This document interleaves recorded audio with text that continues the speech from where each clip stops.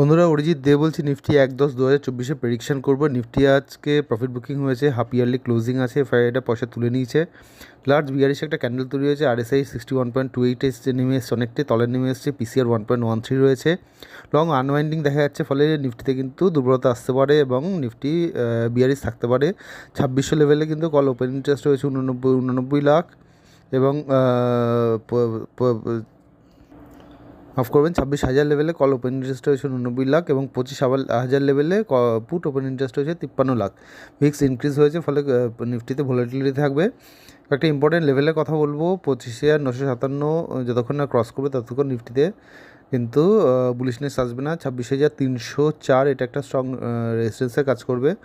তলার দিকে 25,689 এবং 25,618 এই দুটো স্ট্রং সাপোর্টের কাজ করবে। ভালো লাগলে লাইক এবং সাবস্ক্রাইব করবেন। ধন্যবাদ।